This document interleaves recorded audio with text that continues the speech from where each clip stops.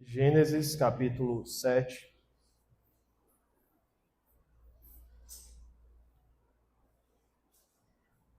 Onde nós estamos? Nós estamos caminhando nessa linha do tempo, da história, desde o início da criação de Deus. E os séculos têm passado, não anos, não décadas, mas séculos têm passado. E o diagnóstico que tem sido feito é de que a raça humana, longe de Deus, ela sempre vai piorar. O diagnóstico em si, do modo como nós estamos hoje, ele advém de uma origem, ou das nossas origens. As nossas origens, em seu início, são boas, são perfeitas. Nós viemos do Senhor e fomos criados para o Senhor. Mas as nossas origens, após esta separação, esse novo início, que não foi um início que Deus viu e que era bom, mas um novo início que Deus viu e viu que era mal, é esta herança maldita que nós recebemos. Esse é o motivo pelo qual nós pecamos, tentamos melhorar e não conseguimos. Esse é o motivo pelo qual, mesmo pessoas redimidas pelo sangue de Cristo, ainda lutam contra os seus pecados. Esse é o motivo pelo qual pessoas que não conhecem a Cristo se afundam ainda mais, porque nem a proteção do Espírito Santo tem para não se afundar em seus pecados. Esse é o diagnóstico da humanidade. É um diagnóstico tal que a única opção de Deus é exterminar esta humanidade. Essa seria uma conclusão óbvia. Uma vez que Deus olha para esse projeto falido, olha para esse robô disfuncional, se nós fôssemos robôs, olha para esta planta que ele projetou para ser uma casa, projetou para ser um belo prédio, mas agora está toda desfigurada, mas agora está toda desnivelada, não serve mais para morar. É tão interessante que nesses dias um prédio foi construído, um prédio com vários apartamentos, e todos sabem que se você tem um apartamento dentro de um prédio, você não pode mexer neste apartamento se não tiver o aval de um engenheiro ou de alguém assim que possa dizer, você pode fazer tais coisas e assinar esse projeto. E aí um belo dia, um dono de um apartamento lá em cima, no terceiro andar, disse, eu quero aumentar minha sala. E o que foi que ele fez? Havia uma parede no meio, ele decidiu derrubar essa parede. Derrubou, não perguntou a ninguém, simplesmente derrubou. O prédio começou a estralar, e no outro dia o prédio caiu. Porque um miserável decidiu aumentar a sua sala. Agora você imagine o prejuízo daquelas pessoas que tinham seus apartamentos ali. Você imagine o prejuízo de pessoas que financiaram seus apartamentos. Agora você imagine que esse é um retrato muito baixo daquilo que é muito maior em relação a um Deus que criou todas as coisas e nós resolvemos mexer no projeto. Nós resolvemos fazer do nosso jeito. Não, Deus. Vamos ouvir aqui a serpente está nos conduzindo a algo melhor do que o Senhor tem. A um plano melhor do que o Senhor tem. E esse é o nosso diagnóstico. Nós queremos aumentar a sala. E ao aumentar a sala, nós destruímos o prédio.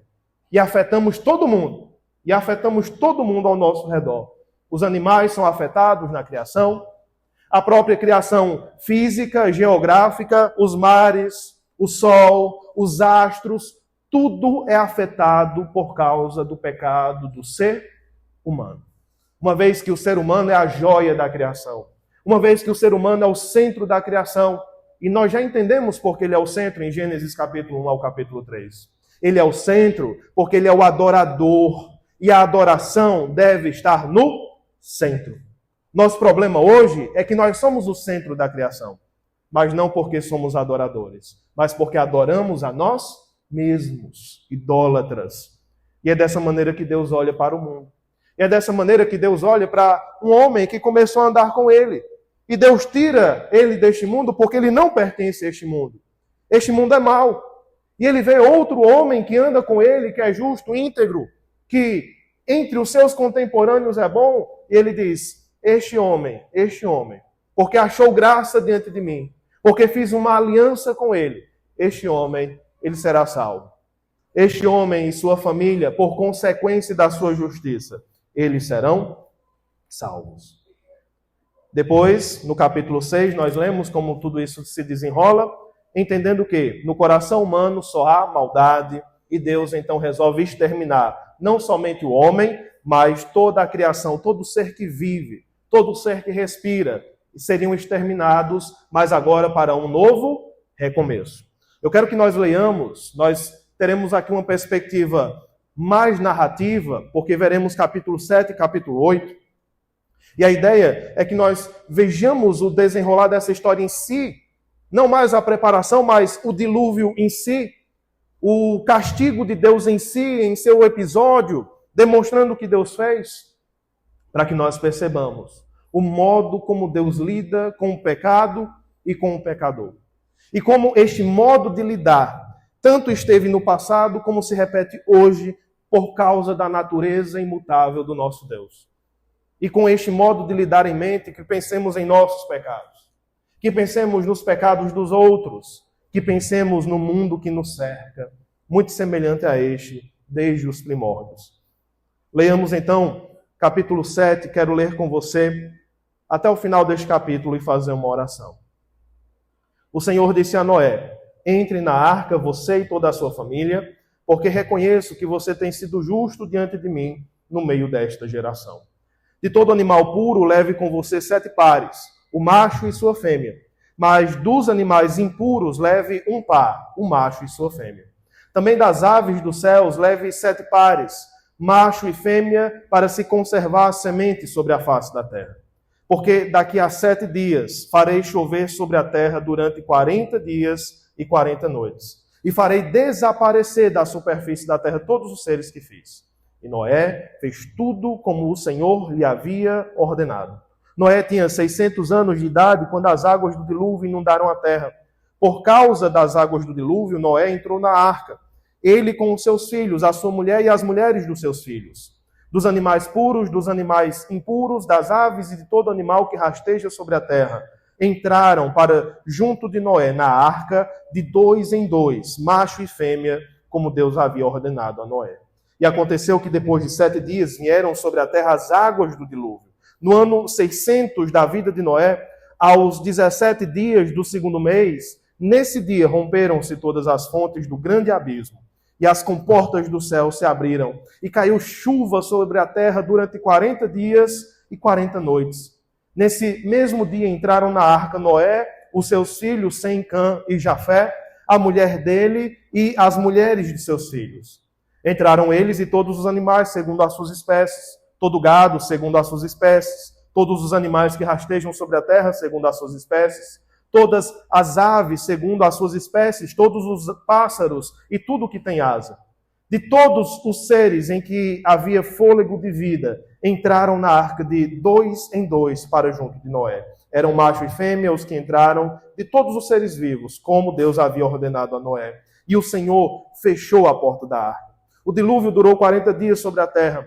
As águas subiram e elevaram a arca sobre a terra. As águas prevaleceram e aumentaram muito na terra. A arca, porém, flutuava sobre as águas. As águas prevaleceram excessivamente sobre a terra e cobriram todos os altos montes que havia debaixo do céu. As águas ficaram 7 metros acima deles, e os montes foram cobertos. E morreram todos os seres vivos que se moviam sobre a terra. Aves, animais domésticos, animais selvagens, e todos os enxames de criaturas que povoam a terra, e todos os seres humanos. Tudo que havia em terra seca e que tinha fôlego de vida em suas narinas, morreu. Assim foram exterminados todos os seres que havia sobre a face da terra. As pessoas e os animais, os seres que rastejam e as aves dos céus, foram extintos da terra. Ficou somente Noé e os que com ele estavam na arca. E as águas prevaleceram sobre a terra durante 150 dias. Vamos orar. Pai, muito obrigado por estar diante da tua palavra. Uma palavra viva, verdadeira, uma palavra que nos atinge, que é atual. Te pedimos que, por teu Santo Espírito, a vivacidade da tua palavra inunde a nossa mente e o nosso coração. Uma vivacidade nas cenas, nas cores, mas também uma vivacidade naquilo que nós podemos aplicar e vivenciar em nossas vidas. Nós te rogamos, Senhor, que sejamos justos no meio de uma geração injusta, que sejamos santos no meio de impuros, que sejamos pessoas que confiam na aliança que o Senhor fez conosco. Que nesta aliança firmados, possamos sobrevoar os campos da destruição, possamos flutuar sobre as águas do dilúvio, até nos encontrarmos no porto com Jesus Cristo. Esse é o nosso pedido, no nome dele. Amém. Toda a narrativa, você percebe que entra em detalhes, especialmente detalhes repetidos sobre os animais que entram e toda essa semente que é preservada, ou seja, a semente da vida, a qual nós já percebemos, que demonstra o juízo de Deus, sempre paralelo à graça de Deus. O juízo de Deus, Deus sendo santo, Deus sendo puro, dizendo, não posso conviver com este povo não pode pisar na minha terra, esse povo não pode mais derramar sangue na minha terra. Mas, ao mesmo tempo, esse Deus justo sempre age com misericórdia. Essa misericórdia é descrita naquelas palavras: achou Noé graça diante de Deus. Ou encontrou favor. E as Escrituras nos falam que graça é favor imerecido. Não é porque ele era justo que ele encontrou graça, mas por encontrar graça ele tornou-se justo. Porque a graça e a fé e a justiça, tudo isso provém de Deus. Porque Deus antes fizeram uma aliança, esta mesma aliança que te salva. Uma aliança não baseada na presciência de Deus, ou seja, em Deus olhando para frente e vendo as coisas boas que você faria. Olha como o bichinho vai ser bom, olha como fulaninha vai ser uma mãe tão boa, vai ser uma avó tão boa, olha como esse jovem ele resiste tanto às tentações, olha como essa criança é meiga. Com base nisso eu vou salvá-los. Olhando para todas essas coisas que farão, vou salvá-los porque são pessoas tão boas, afinal. Não é com base nesta presciência, mas é com base em única e incondicionalmente na sua graça amorosa de dizer, não presta, mas eu amo. Não fará coisas boas, porque ninguém faz. Não há um justo nenhum sequer, mas o salvarei. Essa mesma graça funcionava no Antigo Testamento e funciona no Novo Testamento. São alianças diferentes, mas a graça é a mesma. O Deus é o mesmo que age lá e que age para conosco. Agora, quando a narrativa inicia, Deus está sempre falando, e uma coisa que nós percebemos é que Noé nunca fala. Fala de Noé começa no capítulo 9, em termos bem conturbados, que nós vamos entender na próxima pregação. Noé parece um homem calado. Pela própria descrição do texto, ele parece ser um homem prático. Deus manda fazer e ele faz. Eis-me aqui, Senhor. Diga o que eu preciso fazer e eu farei. Parece ser um homem calado, embora nós não tenhamos tanta certeza apenas pelo que as Escrituras omitem de suas falas. E outra perspectiva seria que ele é um personagem secundário. Deus é quem está falando. Isso inicia no versículo 1. O Senhor disse a Noé, entre na arca. As ordens, outrora dadas para construir a arca, para mostrar como cada coisa seria feita, agora é a ordem de entrar, você e toda a sua família. E novamente a descrição, porque reconheço que você tem sido justo diante de mim no meio desta geração. Assim como Deus olha para o mundo e vê injustiça, ele olha para a vida de Noé e vê justiça. Não uma justiça que comprou o amor de Deus, mas um reconhecimento de quem ele é. Mesmo sendo pecador, é um homem que luta contra os seus pecados, que demonstra um comportamento diferente daqueles que estão na sua mesma geração, desses homens ímpios, dessas mulheres ímpias. Ele é um homem justo no meio de sua geração. Deus providencia, então, a declaração de justiça sobre ele. É mais um tema que Paulo usa em Romanos, e agora pensando em Abraão, dizendo que Deus declarou a Abraão justo. O que justifica o homem não são os seus atos, mas é a declaração de Deus sobre ele. Você pode ser a melhor pessoa do mundo, a melhor. Você pode ser a pessoa mais perfeita que há neste mundo. Se Deus não declarar sobre você que você é justo, você irá ir para o inferno. Você descerá para a condenação.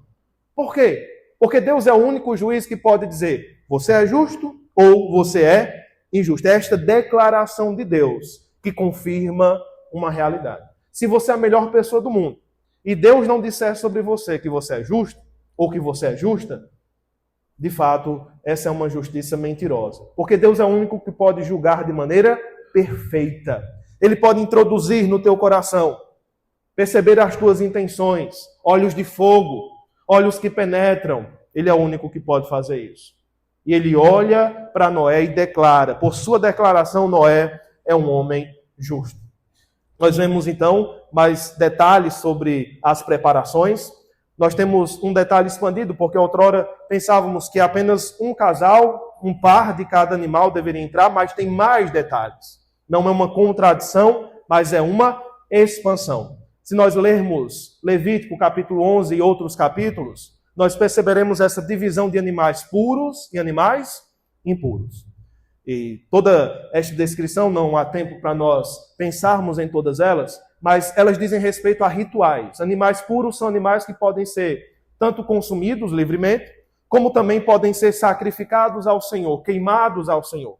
Já animais impuros, existem restrições ou completas ou incompletas, mas referentes tanto a comer como a sacrificar. Um grande exemplo entre os judeus e desde o Antigo Testamento é o próprio porco, que todos nós conhecemos. Mas também animais aquáticos, alguns são considerados impuros, répteis, alguns são considerados impuros também. Deus salva os animais impuros também. Mesmo que ritualmente eles sejam considerados, porque eles são maus, é porque eles não prestam? Não, é uma questão ritual, de pureza, que o Antigo Testamento tinha em outros detalhes. Então, de um animal puro, de animais puros, versículo 2, leve com você 7 pares, macho e fêmea. De animais impuros, leve um par, o macho e sua fêmea, das aves. E o versículo 4 nos diz, porque daqui a 7 dias farei chover sobre a terra durante 40 dias e 40 noites, e farei desaparecer da terra todos os seres que eu fiz. A logística desses animais na arca, por mais que você queira entender, como é que coube? Como é que foi organizado? O leão foi separado dos outros animais para não comê-los? Deus escolheu não descrever. E alguns pensam que, por conta deste silêncio, esta narrativa é mitológica. Não é mentirosa, alguns dizem. Alguns chamados crentes dizem, não é mentirosa, mas é um mito. É um jeito de contar uma história de que Deus quis acabar com o mundo. E talvez não foi bem assim. Talvez isso nunca aconteceu. Já outros, um pouco melhores, mas errados do mesmo jeito, dizem, sim, isso aconteceu. Mas não foi um dilúvio no mundo inteiro. Ou seja, um dilúvio global. Foi um dilúvio em uma região. Foi apenas naquela região que Noé morava. Deus enviou uma grande chuva, é um barco pequeno, salvou algumas espécies ali da região, mas não foi no mundo inteiro. E dizem, um dos motivos não dá para colocar todos os tipos de animais em uma arca pequena. Não dá para separar animais carnívoros de animais herbívoros. Meus irmãos, o que um homem ímpio puder fazer para desacreditar a Bíblia, ele vai fazer. Mas o que mais me incomoda não são os homens ímpios. Porque homens ímpios, nós esperamos isso deles. Mas me incomoda homens, intérpretes que se dizem cristãos, mas que fazem tudo o que podem para desacreditar do que a Bíblia fala. Irmãos, a nossa leitura da Bíblia, e isso por séculos tem sido feito e tem sido entendido, é uma leitura que deve ser a mais natural possível. Se a Bíblia diz que todos os animais entraram, todos os animais entraram. Se a Bíblia diz que não sobrou mais nenhum ser respirando sobre a terra que não estivesse na arca, como é que eu direi então que é um dilúvio local? Se nenhum ser mais restou? No que a Bíblia fala, nós confiamos. Porque se abrirmos uma porta para dizer que não é bem assim, esse não é bem assim vai minar a nossa fé, pouco a pouco. Porque será um não é bem assim no dilúvio. Depois será um não é bem assim nas interpretações morais da Bíblia, como em relação à sexualidade, em relação às outras coisas. Não é bem assim. Vamos aliviar. Daqui a pouco, não é bem assim, chegará na cruz. E é esse o caminho que muitos têm feito. E têm chegado a ponto de dizer, não é bem assim. Deus matar o seu filho. Deus entregar o seu... Um pai humano não entrega o seu filho.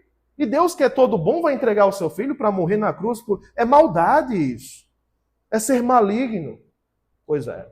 E começaram como? Em Gênesis. Começaram como? Em interpretações sobre o Antigo Testamento. E hoje estão descrendo da cruz. E quem descrê da cruz não tem salvação.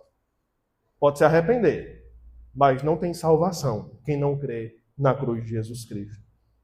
Por isso que, mesmo que não tenha detalhes sobre a logística, será que Deus não é poderoso para organizar essas coisas? Existe um livro que indico para vocês, em outro contexto podemos ler juntos, é o Gênesis 1 e 2, do Adalto Lourenço, Dr. Adalto Lourenço. Um livro que explica muitas coisas também no próprio dilúvio, nos mostrando como é possível isso acontecer. Animais em ovos são colocados lá. Também animais que têm uma carga genética que depois vai se desenvolver. Então nós temos, por exemplo, hoje, os cães. Os cães, eles são uma espécie.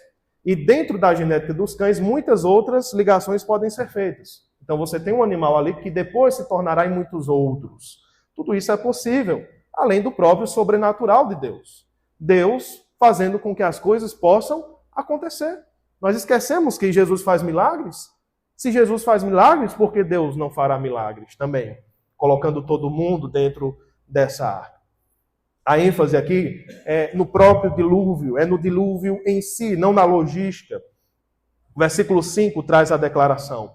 Noé fez tudo como o Senhor lhe havia ordenado. Essa é uma declaração que apareceu antes, no versículo 22 do capítulo 6. Foi o que Noé fez, conforme tudo o que Deus lhe havia ordenado. E repete-se no versículo 9. Entraram, capítulo 7, versículo 9. Entraram para junto de Noé na arca, de 2 em 2, macho e fêmea, como Deus havia ordenado a Noé. Como Deus havia ordenado, Noé fez ou foi cumprido. Como Deus havia ordenado. É interessante perceber que, de novo, Noé não é o protagonista da história. Deus é o protagonista da história. E esse Deus que é protagonista faz as coisas conforme o seu querer. E Noé é obediente a este Deus. Ele é obediente à sua voz e faz o que deve ser feito. Como eu falei antes, nós não temos nenhuma pista de que Noé era um carpinteiro, era um homem de construção de navios, um homem marítimo. Nenhuma declaração sobre isso. Tanto é que Deus dá as ordens sobre como ele deveria fazer. Não há nada nas Escrituras que nos falam que Noé é um tipo de doutor do Little, né? Que chama os animais, que fala com os animais, diga, venham cá. Nada na Bíblia fala sobre isso. Mas Deus dá a capacidade para cumprir a missão. Deus dá as capacidades. Não há nada nele para que ele cumpra a missão. Mas Deus dá as capacidades, desde que seja obediente. Esse retrato desse homem justo, esse retrato desse homem piedoso, calado, mas piedoso, é um retrato que todos nós devemos imitar em um mundo caído. Tudo isso aconteceu com 7 dias. Com 7 dias de preparação, versículo 10, depois desses 7 dias, vieram sobre a terra as águas do dilúvio. Os números aqui são interessantes, mas como falei, a nossa leitura deve ser a leitura mais natural possível. São 7 dias de preparação, são 40 dias de descida de água, e nós temos um dilúvio de 150 dias. As águas prevalecem por 150 dias.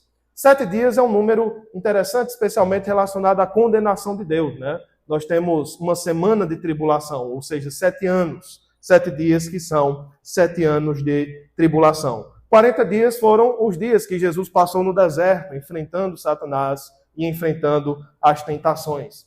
Embora esses números sejam importantes, nós não temos como interpretá-los em todos os seus detalhes. Mas olha comigo o versículo 11. Quando foi que isso aconteceu? No ano 600 da vida de Noé. Como ele foi declarado antes, eu quero que você volte para lá, para o capítulo 5. Capítulo 5, versículo 32.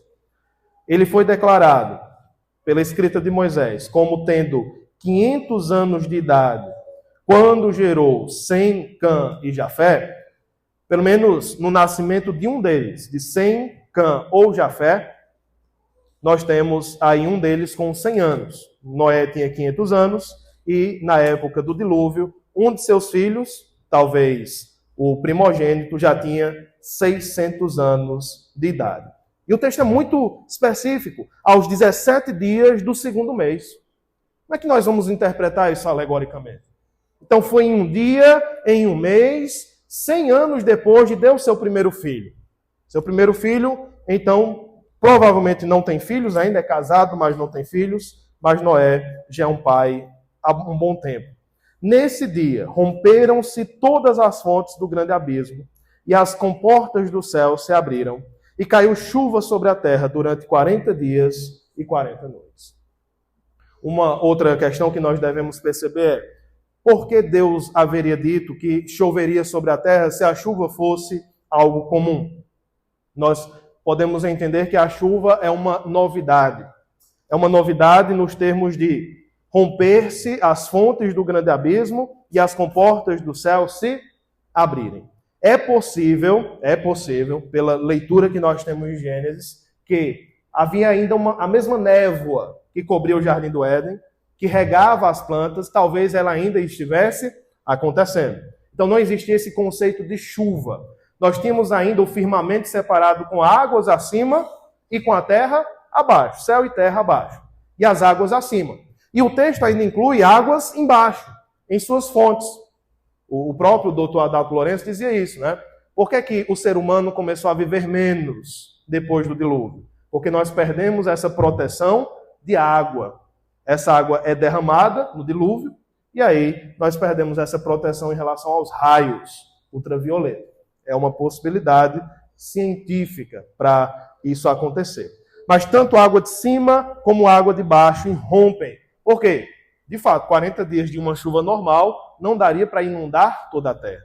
Então essa não é uma chuva normal. Esse é o liberar de águas primordiais. Provavelmente, aquelas primeiras águas que são descritas em Gênesis. E o Espírito do Senhor pairava sobre a face das águas. Irmãos, tem um tema muito interessante aqui, que é o tema de Deus voltando à criação. Deus recriando. Lá no início havia águas, e Deus criou a terra, separou o céu, fez todas as coisas. Agora Deus vai criar de novo. E aí quem é que vem de volta? As águas. Dominam tudo. As águas de confusão, as águas de morte, de destruição. E dessas águas Deus vai trazer uma nova criação. Deus vai trazer. Coloque isso na sua mente, porque esse é um tema importante sobre como Deus vai continuar tratando com esta humanidade. Se sempre que a humanidade chegar ao nível de pecado, Deus vai destruir e recomeçar tudo de novo, meu irmão, não vai dar certo. Deus fez isso uma vez, e para mim o grande propósito dessa grande destruição global no início é demonstrar, desde os primórdios, que Deus é um Deus justo. Que Deus é um Deus amoroso, mas também é justo. Ele é tão justo, que ele salva uma família. Uma. Apenas uma. E salva animais para continuar essa semente sobre a face da terra. Deus é tão justo que até os animais são destruídos no processo. Até os animais que não têm culpa são destruídos no processo. Deus é tão justo. Então, cuidado, terra. Lembrem-se, sempre que vocês virem o arco-íris, não lembrem-se só da graça de Deus, mas lembrem-se da sua justiça. Porque assim Ele o é. Ele é um Deus justo. Nesse dia entraram na arca Noé, seus filhos, a mulher de Noé e as mulheres de seus filhos. Também todos os animais, segundo a sua espécie. E o versículo 15, 16 no final diz que o Senhor fechou a porta da arca. Olha como Deus tem um cuidado especial. Essa arca vai ser descrita nesse capítulo 7, conforme estamos vendo, como uma tábua de salvação. A ideia é mais ou menos de um naufrágio mesmo. Então o navio afunda, todo mundo vai morrer, mas tem uma tábua. Se você se agarrar à tábua, você será salvo. Pense nas dimensões de um dilúvio global. Pense como seria, conforme o texto diz, um dilúvio que cobrisse o Everest, os maiores picos da Terra. Ah, por que ele não falou do Everest aqui? Provavelmente porque ele não conhecia. Mas o texto é muito claro em dizer que cobriu todas as montanhas. A Chapada do Araripe ia ser pequenininha nesse processo. Muito pequenininha, um batente só. Tudo foi coberto. E se você duvida disso, há grandes evidências geológicas de que este mundo já passou, este planeta já passou por um grande estresse sísmico. Passou por um grande estresse de águas. Por isso que nós temos muitos fósseis. Por isso que nós temos muitas camadas de pedra. Porque nós temos hoje desertos que por séculos nunca viram água, mas existem marcas ali de que eles já foram inundados. Por quê? Como foi que isso aconteceu? Os cientistas tentam achar outras explicações. Não, perceba, não é bem assim. É sempre desse jeito. Não é bem assim. Nunca a Bíblia vai estar correta para um homem, para uma mulher que não crê em Deus. Nunca. Nunca. Mas não é estranho para os crentes crer que isso aconteceu. Se nós cremos que Cristo ressuscitou, se nós cremos que Cristo levantou dentre os mortos, por que é que não creremos em um dilúvio global? Em uma arca pequenininha, diante desse mundo de água, flutuando, como esta tábua de salvação. Tem um tema muito importante aqui da graça de Deus. A graça de Deus se revela em Gênesis e em todo o Antigo Testamento, como se fosse uma salvação por um triz. Como se a graça de Deus fosse um fio de prata, prestes a romper, mas que salva as pessoas.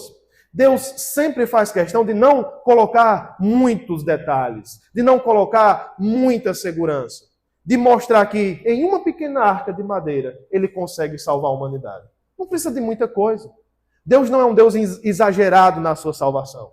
Não é cheio de penas, não é cheio de glórias, de holofotes.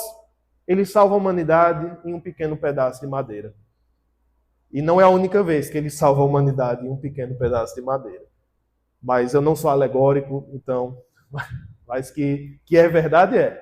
Não é a última vez que ele salva a humanidade em um pedaço de madeira. Mas, meus irmãos, quando nós observamos tudo isso acontecendo, um dilúvio que dura 40 dias, versículo 17, águas que sobem, que prevalecem, essa palavra prevalecer parece muito, prevalecem excessivamente sobre a terra, cobrem tudo, matam todas as coisas, se matam todas as coisas, é um dilúvio global. Versículo 22, tudo que havia em terra seca e que tinha fôlego de vida em suas narinas, morreu. Todos foram extintos e ficou quem no final? Final do versículo 23. Ficou somente Noé e os que com ele estavam na arca. De novo, eu contrario aquela visão popular de que Noé era um pregador da justiça, que queria encher a arca de pessoas, que chamava as pessoas à salvação, que as pessoas riam dele quando viam ele preparando a arca. Não há nada nas Escrituras que provem isso. Não há nada nas Escrituras que provem que Noé é um pregador frustrado. Ele é um pregador da justiça, muito provavelmente, conforme Hebreus, porque ele obedece à voz do Senhor. Então, sempre que alguém passava e via a arca construída, dizia, esse homem é um homem justo. Ele pregou a justiça nesse sentido. Mas nunca Deus o mandou pregar para a salvação de pessoas. Uma vez que a vontade de Deus era matar todo mundo. Seria ilógico Deus querer extinguir todo o fôlego sobre a face da terra e dizer, não, mas tente salvar alguns. A arca teria que ser maior também, né? Para que esse povo entrasse. São visões populares que se espalham e acaba sendo aquela fake news que se repete e acaba virando verdade, né? De tanto que nós ouvimos. As águas prevaleceram sobre a terra, versículo 24, durante 150 dias. Qual a duração total do dilúvio? Nós temos 7 dias de preparação, 40 dias dessa água que sobe do abismo, que desce das comportas dos céus, e nós temos essas águas prevalecendo durante 150 dias. O dilúvio, então, dura 40 mais 110, ou dura 40 dias mais 150 dias? Muito provavelmente é a segunda opção, de acordo com o capítulo 8, que nós leremos nesse momento. Acompanha comigo, com muita atenção, a leitura do capítulo 8. Então Deus se lembrou de Noé, e de todos os animais selvagens, e de todos os animais domésticos que estavam com ele na arca. Deus fez soprar um vento sobre a terra e as águas começaram a baixar. Fecharam-se as fontes do abismo e também as comportas dos céus, e as chuvas do céu se detiveram. As águas iam escoando continuamente da face da terra. Ao fim de 150 dias, as águas tinham baixado. No dia 17 do 7º mês, a arca repousou sobre as montanhas de Ararat.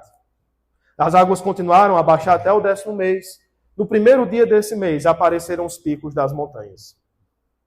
40 dias depois, Noé abriu a janela que tinha feito na arca e soltou um corvo, o qual, tendo saído, ia e voltava até que se secaram as águas sobre a terra. Depois Noé soltou uma pomba para ver se as águas já tinham diminuído na superfície da terra. Mas a pomba, não achando lugar para pousar os pés, voltou para junto de Noé na arca, porque as águas ainda cobriam a terra. Noé, estendendo a mão, pegou a pomba e a recolheu consigo na arca e a trouxe de novo para dentro da arca. Noé esperou mais 7 dias e de novo soltou a pomba para fora da arca. À tarde ela voltou a ele, trazendo no bico uma folha nova de oliveira. Assim Noé entendeu que as águas tinham baixado sobre a terra. Esperou mais 7 dias e de novo soltou a pomba. Ela, porém, já não voltou mais para ele. Vamos encerrar aqui essa segunda leitura, no sentido de que nós continuamos ainda na narrativa do dilúvio em si.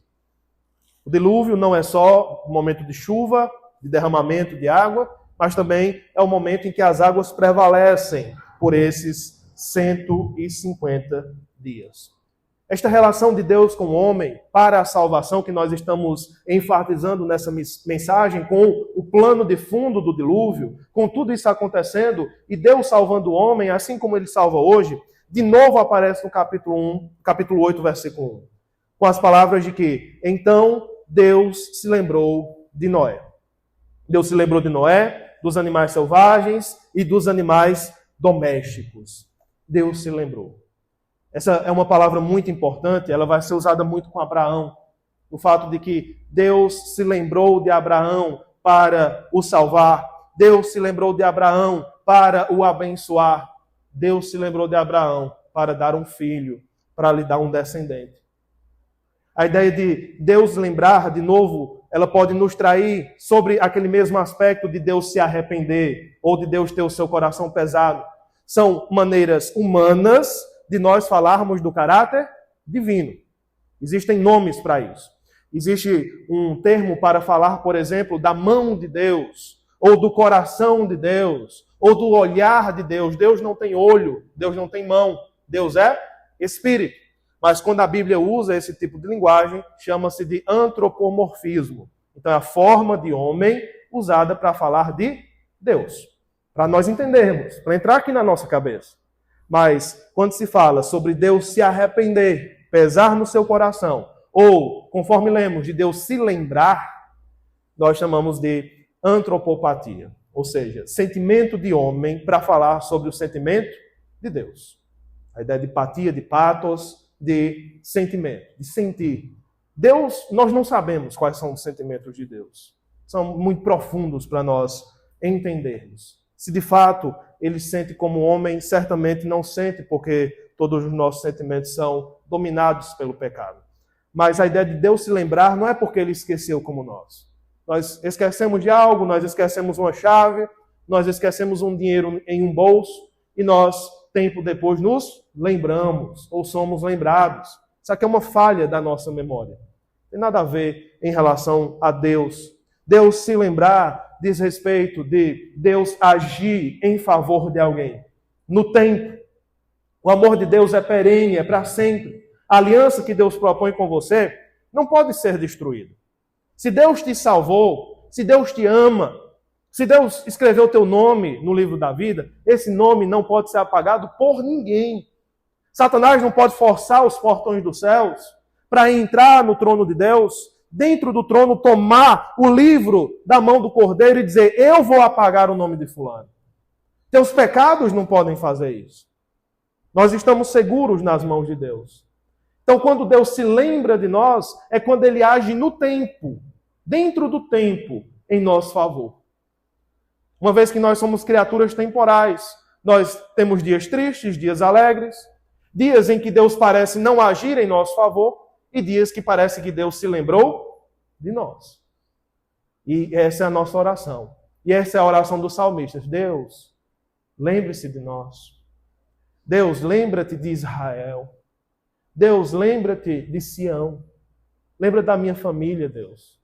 Não é porque Deus esquece, mas é porque nós somos criaturas temporais. Nós temos calendário, nós temos pressa, nós temos ansiedade.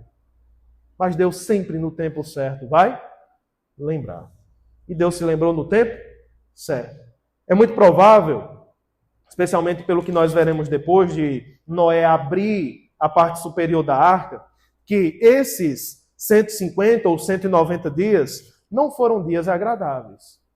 Você imagine uma série de detalhes que podem ser pressupostos aqui. O cheiro dos animais, o cheiro do estrume, talvez brigas, o enclausuramento, a solidão, a falta de intimidade, o escuro, a umidade.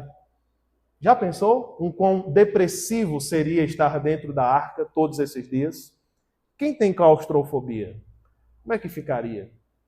Quem tem ansiedade, como muitos de nós temos, como é que ficaria dentro de um local fechado tantos dias, sem saber, porque Deus não havia revelado, são tantos dias, contem aí, façam uns risquinhos na madeira, que quando fechar esses dias, Deus não deu essa revelação.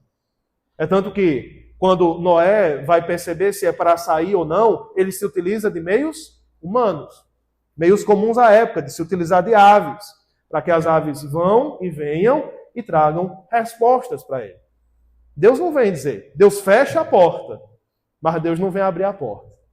Ele fecha a porta porque ninguém pode ficar do lado de fora. Mas quando o homem pode agir, Deus deixa que o homem age, que ele seja responsável. Quando o homem não pode agir, Deus vai lá e faz para o salvar. É uma relação interessante aqui. E quando Deus se lembra de Noé, ele faz soprar um vento na terra e as águas começam a baixar. Novamente, datas muito específicas. Ao fim dos 150 dias, as águas baixaram, versículo 4, dia 17 do 7º mês, a arca repousou sobre as montanhas de Ararat. E muitas são as tentativas, inclusive, há uma cadeia de montanhas hoje chamadas de Ararat. Muitas expedições foram feitas, muitas tentativas desde o primeiro século dos judeus. São descritas no livro do Jubileu de pessoas tentando achar essa montanha, uma vez que é muito provável que essa arca não foi retirada de lá. Ela ficou talvez enganchada ou repousou. Não sabemos se é uma montanha de ponta ou se é uma planície, né? Se é um planalto, como a Chapada do Araripe, possivelmente seja. E aí ficou por lá. Muitos tentam ou tentaram empreender viagens para achar esses pedaços de madeira. Agora você imagine madeira por tantos séculos, até milênios, sendo preservada. É praticamente impossível que isso aconteça. É um material completamente perecível. Mas o povo prefere viajar para procurar a arca no Ararat do que ler a Bíblia e se converter. É difícil de entender a humanidade. É muito difícil de entender. Você imagine Deus vendo esse tipo de coisa. O povo procurando o Jardim do Éden, o povo procurando a Arca da Aliança, o povo procurando a Arca de Noé no Ararat, mas não busca o Senhor que pode o salvar. Muito estranho, mas é isso que acontece. A arca repousa lá e as águas começam a baixar até o 10º mês. No primeiro dia desse mês aparecem os picos das montanhas. Nós vemos então todo o processo com as aves. Noé vai deixando, era um processo comum aos navegadores. E já no final, 7 dias após soltar a pomba, ela não volta mais para ele. Continuamos lendo a partir do versículo 13. Aconteceu que no primeiro dia do primeiro mês do ano, 601, as águas que estavam sobre a terra secaram. Então Noé removeu a cobertura da arca e olhou, e eis que o solo estava enxuto. Aos 27 dias do 2º mês, a terra estava seca. Então Deus disse a Noé: saia da arca, você, a sua mulher, os seus filhos e as mulheres dos seus filhos. Faça sair também a todos os animais que estão com você, tanto aves como gado e todo animal que rasteja sobre a terra, para que povoem a terra, sejam fecundos e nela se multipliquem. Saiu, pois, Noé com os seus filhos, a sua mulher e as mulheres de seus filhos, e também saíram da arca todos os animais, os que rastejam, todas as aves e tudo o que se move sobre a terra, segundo as suas famílias. Noé levantou um altar ao Senhor e, tomando de animais puros e de aves puras, ofereceu holocausto sobre o altar. E o Senhor aspirou o aroma agradável e disse consigo mesmo: nunca mais vou amaldiçoar a terra por causa das pessoas, porque é mau o desígnio íntimo do ser humano desde a sua mocidade. Também nunca mais vou destruir todos os seres humanos como fiz desta vez. Enquanto durar a terra, não deixará de haver semeadura e colheita, frio e calor, verão e inverno, dia e noite. Novamente, Noé calado e Deus falando com ele: saia da arca. A arca é um espaço de salvação. A arca é um espaço de demonstração física da graça espiritual de Deus. Deus os salvou. Deus os levou ao local de bênção. A história de Abraão é muito semelhante à história de Noé. Deus o tira da sua terra, da sua parentela, inclusive o mesmo verbo é usado: sai da tua terra, sai da tua parentela. E Deus diz para Noé: saia da arca. Agora, vocês têm outra missão. Além de sair você, sair os animais também que vocês trouxeram, vocês têm a missão, no final do versículo 17, de povoar a terra, de ser fecundos e de nela se multiplicar. Esta é uma repetição daquela bênção que Deus havia dado a Adão e Eva e a todos os mamíferos sobre a terra, em Gênesis capítulo 1, versículo 28. É a comissão de se desenvolver, de encher a terra. É como se Noé fosse o novo Adão. Noé é o novo Adão. E nós ficamos muito empolgados com essa ideia. Olha, Deus destruiu tudo, mas salvou um homem. Esse homem é tão bom, né? Esse homem vai recomeçar todas as coisas e tudo vai dar certo agora. E surge a mesma frustração de Eva. Esse meu filho, ele vai ser o escolhido. Mata o seu irmão. Agora, esse sim vai dar certo. A partir de 7 se começa a invocar o nome do Senhor, mas nada acontece. Aquela salvação esperada, ela não acontece como se previa. Esse primogênito que viria para destruir a serpente não vem. E aí, nós depositamos nossa fé em quem? Este homem, este novo Adão, logo mais ele é um agricultor. Ele planta uma vinha, ele faz um vinho e ele aparece bêbado e nu. Este é o nosso novo Adão. Esse é o novo Adão que nós merecemos. Esta é a representação de que ele não é muito diferente do seu pai. E nós não somos muito diferentes dele. Homens e mulheres que causam vergonha ao Senhor. Mas o Senhor mesmo assim nos ama. O Senhor mesmo assim nos dá graça. Saiam, povoem, sejam fecundos, é uma bênção do Senhor. E de novo, Noé, obediente, sai. Também saem todos que estavam com eles. Noé levanta um altar e mostra essa tendência natural. Deus não manda, mas há uma tendência natural, talvez por isso que ele andava com Deus, talvez por isso que ele fosse um homem íntegro, de adorar ao Senhor. Ele levanta um altar de pedras, muito comum, pedras empilhadas, um lugar santo, um lugar com uma representação de ser um local de comunhão com Deus. E talvez você pergunte, por que foram levados 7 pares de animais puros? E só um par de animais impuros? Aqui está a resposta. Porque antes de se multiplicar, o foco não é na multiplicação dos animais, mas é na adoração a Deus. Por isso que 7 pares são levados. Porque Deus receberia sacrifício deles. Eu quero que você perceba uma coisa. O mundo foi destruído. Tem poucos animais. E dos poucos que ainda restam, bem pouquinho, Noé tira para sacrificar o Senhor. Que sacrifício é isso, né? É dar daquilo que é pouco, perigoso. E se a gente matar demais? E se matar todos os cordeiros? E aí, não teria mais cordeiro hoje. Já pensou se matasse alguns no sacrifício e os outros adoecessem e morressem? Mas não existe essa lógica da economia. Não existe essa lógica do perigo. Ele vai lá e oferece o holocausto não só de animais, mas de aves. É aquele mesmo holocausto, a palavra holocausto, de Levítico capítulo 1, de uma oferta queimada. É uma oferta que você coloca a mão sobre o cordeiro, você corta, degola, você faz a limpeza do bucho, tira toda aquela parte impura, lava as coxas. E sabe o que é que você faz? Você queima. Ah, mas sobra alguma coisa para o sacerdote? Não, nesta oferta não sobra nada. É uma oferta queimada. E as aves? Você rasga ela no meio, você limpa e você queima. E essas são as ofertas dadas antes de Israel existir. Antes das leis existirem. Noé já sabia a lógica do sacrifício. E o Senhor aspirou o aroma agradável. De novo, é uma tentativa de explicar como Deus se sentiu. Deus não tem nariz para aspirar. Mas ele sentiu a bondade da adoração.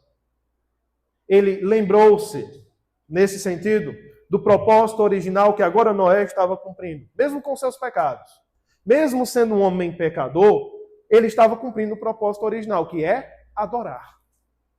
Que é entronizar o Senhor. Quer dizer, a primeira coisa que eu vou sair, a primeira coisa que eu vou fazer após sair da arca é adorar ao Senhor. Eu não vou fazer mais nada. Eu não vou ficar olhando, eu não vou ficar comentando. Ei, foi difícil, né? Primeira coisa é a adoração. E Deus diz, é isso. Esse é o propósito pelo qual criei. Por isso, nunca mais vou amaldiçoar. Por isso, nunca mais vou destruir todos os seres vivos. Mas o texto nos traz uma coisa complicada. Ele diz que não é pelo sacrifício de Noé, mas ele nunca mais vai amaldiçoar a terra por causa das pessoas. E qual a palavrinha que tem aí? Por quê? Porque é mau o desígnio íntimo do ser humano desde a sua mocidade. Pera. Eu estava esperando uma coisa. Eu estava esperando que Deus dissesse assim, eu não vou mais destruir a humanidade por causa dessa coisa boa que Noé fez. Ele é bênção, ele é nota 10, por isso eu não vou mais destruir a humanidade. Mas o que eu leio é outra coisa. É Deus dizendo, eu não vou mais destruir a humanidade porque eles não prestam. Porque desde a mocidade, o desígnio deles só é mau. Mas como é que eu explico isso? Como é que Deus resolve agir com graça de nunca mais fazer um dilúvio? Pelo entendimento de que o homem não presta. A explicação é essa, meus irmãos. Após todo o processo feito, não é que Deus chegue a esse entendimento. E nem Deus está falando a Noé. É como se Moisés recebesse essa revelação da mente de Deus, do entendimento que Deus chega, não porque descobriu, mas porque ele sabe todas as coisas. Ele resolve não mais destruir o homem, porque o homem sempre será mau. Esse será um processo ininterrupto. O homem vai crescer em maldade e Deus vai destruir. O homem vai crescer em maldade de novo e Deus vai destruir de novo. Deus diz, eu não quero isso. Eu não quero continuar nesse ciclo de destruição. E aqui a evidência, de novo, é da graça de Deus. Porque se Deus for agir da mesma maneira que ele agiu em Gênesis capítulo 6, nós já teríamos passado por muitos outros dilúvios, por muitas outras destruições. Mas ele resolve, a partir daqui, não mais fazer. Ele resolve, a partir daqui, inaugurar um negócio chamado graça comum. Já ouviu falar da graça comum? É aquela graça que Jesus fala nos evangelhos, quando ele diz que Deus manda chuvas sobre os ímpios e sobre os justos. Deus dá a colheita da lavoura para homens bêbados, para homens que batem nas suas esposas. Mas Deus dá a colheita da lavoura para eles. Por que Deus faz isso? Por sua graça. Pela manutenção desse mundo. Por que Deus permite que homens ímpios vivam? Que eles lucrem?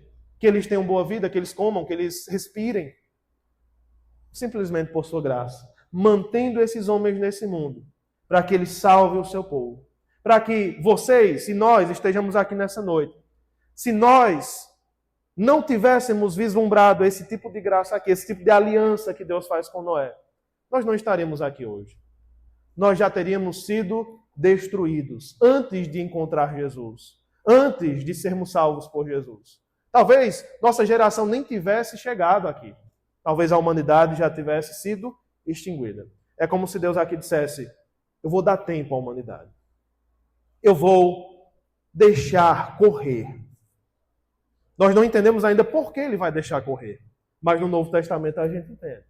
Porque na linha do tempo de Deus, Deus tem um plano para que venha seu filho, para que ele volte uma segunda vez. E é por isso que ele deixa correr. E é por isso que ele deixa pecadores viverem, rirem, casarem, fazerem suas coisas, inclusive nós, para que nós nos encontrássemos com Jesus. E esse Deus nos dá estabilidade enquanto durar a terra, versículo 22. Não deixará de haver semeadura e colheita. Tempo de semear, tempo de colher. Tempo de frio, tempo de calor. Tempo de verão, tempo de inverno. Dia e noite. São leis fixas diante do Senhor. Essa estabilidade que nos permite viver, inclusive. Se não houvesse essa estabilidade, nós estaríamos perdidos. Nós não saberíamos como plantar, nós não saberíamos como fazer calendário, nada. Nós já teríamos sido destruídos como raça humana. Então, sabe de uma coisa? O aquecimento global, ele pode atrapalhar muito as coisas. Mas ele não pode mais do que a palavra de Deus. Pode piorar muito. E o que nós pudermos fazer para não piorar, para cuidar dessa criação, nós devemos fazer. Agora saiba, enquanto Deus estiver com esta aliança fixa, sempre vai haver frio e calor. Sempre haverá dia e noite. Pode ser que piore, que complique, mas a sua palavra não volta atrás. Agora, o que isso tem a ver com a nossa salvação? Sabia que tem a ver? Olha aí em Jeremias capítulo 31, para a gente encerrar. Jeremias capítulo 31, meus irmãos. Aqui nós temos o texto da nova aliança. Um dos textos que deveriam ser mais queridos por nós, crentes em Cristo Jesus. A nova aliança e sua promessa começa no versículo 31 em diante, do capítulo 31 de Jeremias. Mas existe um prefácio para a nova aliança. Esse prefácio está no versículo 27. Eu quero ler o versículo 27 e depois um outro texto com vocês. Jeremias 31 e 27. Eis que vem dias, diz o Senhor, em que semearei a casa de Israel e a casa de Judá com a semente de pessoas e de animais. Pessoas e animais, lembra?